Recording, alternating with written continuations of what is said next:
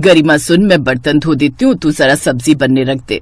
नहीं नहीं, मुझसे सब्जी जल जाएगी माँ, आप ही देखो ये सब्जी वब्जी, लाओ मैं बर्तन धो देती हूँ। अरे मैं खड़ी हूँ ना, तू देख ले। ना बिल्कुल नहीं, मैं झाड़ू लगा दूंगी, पोछा लगा दूंगी, पर ये सब्जी वब्जी का काम भैया आप ही देखो। अरे तेरे ससुराल में भी मैं खाना बनाऊंगी क्या? चुपचाप यहीं खड़ी रहे और सब्जी बना, जब देखो बहाने बनाती रहती है। गीता की बात सुनकर उसकी बेटी गरिमा ने कढ़ाई में तेल डाला, मसाले डाले और फिर आलू और मटर भी डाल दिए और फिर बारी आई पानी डालने की। गरिमा ने धीरे धीरे और हिसाब से पानी डाला और सब्जी को एकटक देखने लगी। तभी अच्छा सुन, मैं जरा छत पर कपड़े सुखाने के लिए डालकर आती हूँ, सब्जी देखती रहना, ठीक है? हाँ ठीक है माँ। गीता के जाने के बाद काफी देर तक गरिमा सब्जी को घूर घूर कर देखती रही और फिर जब वो बोर होने लगी तो उसने मोबाइल खोला और उसमें फनी वीडियोस देखने लगी। वीडियो देखकर वो बस हंसे जा रही थी। इसमें कैसे वक्त गुजरा उसे पता ही नहीं चला। और फिर जब गीता छत से वापस लौटी, गैस बंद कर दी थी ना? ओह शिट, हे भगवान, नहीं नहीं नहीं। गरिमा ने जैसे ही कढ़ाई का ढक्कन हटाया तो उसने देखा कि सब्जी रेगिस्तान से भी ज्यादा सूखी थी, जिसमें तरी नाम की कोई चीज ही नहीं थी। हाँ, पर सब्जी जलने से बच गई थी। Thank God. देखो माँ, सब्जी जलने नहीं दी मैंने, बिल्कुल परफेक्ट बने आलू मटर। देखो। परफेक्ट की बच्ची, इसकी तरी कहाँ गई है? वो तो मैंने सोचा ही नहीं। अब ऊपर से पानी डाल दूं क्या? हाँ हाँ, पानी क्यों, पेट्रोल डाल देना, कम से कम किसी चीज का तो स्वाद आएगा। है मम्मी, सच में पेट्रोल डाल सकते हैं क्या? हे भगवान, क्या होगा इस लड़की का, देखना ससुराल जाकर रोज मुझे ही गाली खिलवाएगी। रोज की तरह उस दिन भी गरिमा ने जादू कर दिखाया था। वो देखते ही देखते रोज सब्जी में से तरी गायब कर देती थी और फिर शाम को लाओ भाई, खाना लगाओ, बहुत भूख लगी है। क्या पापा, आप खुद का ढाबा चलाते हो और फिर भी भूखे रहते हैं? अरे पगली, अब रोज रोज कौन शाही पनीर या मटर पनीर खाता है? हैं? सबसे बढ़िया होता है घर का खाना। लाओ, अब जल्दी से खाना लगाओ। वैसे क्या बनाया है?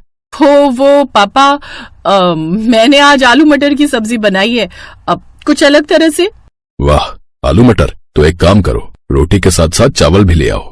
नहीं नहीं पापा, आप भरोसा रखो, आपको चावल की जरूरत ही नहीं पड़ेगी, अब रोटी से ही मजा आएगा आपको। तो उसमें बिना तरी के आलू मटर देखकर उसके पिता महेश का तो चेहरा ही उतर गया। लाख कोशिशों के बावजूद गरिमा तरीदार सब्जी बना ही नहीं पाती थी और उसकी वजह थी उसकी फोन देखने की आदत। ऐसे ही वक्त गुजरता गया और फिर गरिमा की शादी हो गई। लेकिन दिक्कत ये थी कि उसके ससुराल वाले खाने के मामले में बहुत सख्त और नक चढ़े थे। और फिर गरिमा की पहली रसोई के दिन। ये लीजिए पापा जी, ये मटर पनीर, ये आलू मटर और ये तुरई की सब्जी। है? पर बहू, ये सब इतना सूखा सूखा क्यों है भाई? पापा जी, वो ये कुछ नई स्टाइल की सब्जी है, अब सूखी ही बनती है। चलो आज तो ठीक है, पर बहू कुछ तरीदार भी होना चाहिए। अब बताओ, इन सूखी सब्जियों से हम चावल कैसे खाएं? सॉरी मम्मी जी, मैं कल से ध्यान रखूंगी। गरिमा को उस दिन बहुत बुरा लगा और उसने तय किया कि वो आगे से तरी का ख्याल रखेगी। अगले दिन उसने बढ़िया अंडा करी बनाने की सोची। उसने कढ़ाई में मसाले, पानी और अंडे डाले और उसे प्लेट से ढक दिया। लेकिन कब उसके हाथ मोबाइल तक पहुंच गए उसे खुद मालूम नहीं चला। फिर जो होना था वो हो ही गया। अंडे जलने से तो बच गए, लेकिन अंडा करी की तरी ऐसे उड़ गई जैसे गधे के सिर से सींग। मर गई, आज तो पक्का मर गई, अब नहीं बचूंगी। क्या करूं? हाँ, एक काम करती हूँ, जल्दी से फिर से अंडा करी बना देती हूँ।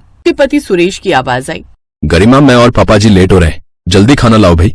गरिमा ने कांपते हाथों से अपने ससुराल वालों के सामने सब्जी ले जाकर रख दी। न उसमें करी थी और न तरी। ये क्या बनाया है तुमने बहू?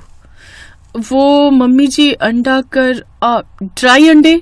इन्हें बॉयल अंडे कहते हैं गरिमा, ये तो हम खा लेंगे, पर सब्जी तो लाओ। जी यही है जो है, वो तरी सूख गई।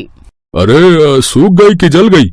देखो बेटा, मेरी बात ध्यान से सुनो, तुम्हारी ये नई नई डिशों को खाकर मुझे जो है कब्ज हो गया है।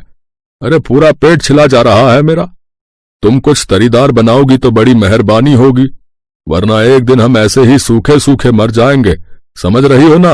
अब की बार ओम प्रकाश और सरला की आवाज में गुस्सा था। अगले दिन गरिमा ने कसम खा ली कि वो तरीदार आलू टमाटर की सब्जी बनाकर रहेगी। उसने सारे मसाले डाले और पानी डाला। फिर मोबाइल पर कई तरह के वीडियोस आ गए जिसमें एक से बढ़कर एक शेफ नुस्खे बताने लगे कि कैसे तरी एकदम परफेक्ट बनाई जाए। ये देखकर गरिमा बहुत खुश हुई और फिर वो एक एक करके सारे वीडियोस देखने लगी। और फिर अब देखती हूँ कि कैसे मेरी तरी जलती है। ये कहकर गरिमा ने मोबाइल साइड में रखा और फिर जैसे ही गरिमा ने कढ़ाई का ढक्कन खोला तो देखा कि टमाटर काले पड़ गए थे, आलू भी पथरीले से हो गए थे। कढ़ाई अमावस की रात की तरह काली हो चुकी थी और तरी वो तो स्वर्ग से धार ही चुकी थी। और फिर रही सही कसर पूरी तब हुई जब गरिमा, पापा और मैं लेट हो रहे हैं, जल्दी लाओ ना खाना। और सुनो, प्लीज कुछ तरीदार लाना यार। ये सुनकर अब की बार गरिमा का खून भी सूख गया। वो थकी हारी मरी सी अपनी कढ़ाई लेकर आई और उसने वो शानदार और यादगार करामाती सब्जी अपने ससुराल वालों के सामने रख दी। अब वो ऐसे ही खड़ी थी जैसे कोई सिर कलम की सजा पाने को हाथ बांधे खड़ा रहता है। उस दिन गरिमा को जमकर गरियाया गया। फिर रोते हुए उसने अपना बैग पैक किया और अपने मायके चली आई। अरे क्या हुआ, तू ऐसे सूखे पत्ते की तरह परेशान क्यों खड़ी है? बस माँ, ये सूखापन ही मेरी जिंदगी ले डूबा। गरिमा ने सारी बात अपनी माँ को बताई। ये सुनते ही गीता ने उसके हाथ से फोन छीना और उसे पानी से भरी बाल्टी में डाल दिया। माँ, ये क्या किया आपने? बिल्कुल ठीक किया तुमने गीता। अब देखना, तेरी हर सब्जी तरीदार बनेगी। अब उठा अपना बैग और चल, तुझे तेरे ससुराल छोड़कर आते हैं। ससुराल पहुंचकर गरिमा की माँ गीता सबके सामने हाथ जोड़कर खड़ी हो गई। बहन जी, इसे माफ कर दो, आगे से ये ऐसी गलती कभी नहीं करेगी। अरे पर बहन जी, इससे तरीदार सब्जी बनी नहीं सकती कभी। बनेगी बनेगी, देखना आज से ही बनेगी। इसकी माँ ने सब सिखा दिया है, विश्वास कीजिए। अगर ऐसी बात है तो आप लोग भी आइए और शाम का खाना हमारे साथ ही खा के जाइएगा। है इसके बाद सभी लोग खाने की मेज पर बैठकर बातें करने लगे और गरिमा बिना मोबाइल के पहली बार वो रसोई में काम कर रही थी। उसे ऐसा लग रहा था जैसे बिना आत्मा का शरीर बस कहीं चले जा रहा है। उसने मसाले डाले, अच्छे से भुना, फिर पानी डाला और फिर अंडे। फिर बिना कहीं ध्यान भटकाए वो एक टक सब्जी की आवाज को सुनने की कोशिश कर रही थी। तभी उसे अंदर से आवाज आई, थोड़ा तरी का ध्यान रखना गरिमा, आप चिंता मत कीजिए, सब ठीक होगा। हाँ, इस बार सब ठीक होगा। अपनी माँ और सास की बातें सुनकर गरिमा ने कढ़ाई की ओर देखा और फिर थोड़ी देर बाद उसने एक लंबी सांस ली और कढ़ाई का ढक्कन खोल दिया। उसकी आंखों के सामने लजीज तरीदार अंडा करी बनकर तैयार थी। फिर खाने की मेज पर जैसे ही उसने उस सब्जी को देखा तो हर कोई हैरान रह गया। वाह गरिमा, न ज्यादा न कम, न फीकी न तीखी, क्या तरी है। आप चिंता मत कीजिए बहन जी, अब से ये रोज ऐसी बढ़िया तरीदार सब्जी बनाएगी। पर ऐसा भी क्या कर दिया आपने बहन जी, जो हमारी बहू एक ही दिन में सीख गई? कुछ नहीं, बस ऐसे ही थोड़ा सा सिखा दिया जो पहले कभी नहीं सिखा पाई थी। उस दिन सभी ने गरिमा की दिल खोलकर तारीफ की। खासकर उसका पति सुरेश तो बहुत ही खुश था और अपनी यही खुशी जताते हुए उसने गरिमा से कहा, इतनी स्वादिष्ट अंडा करी मैंने आज तक नहीं खाई।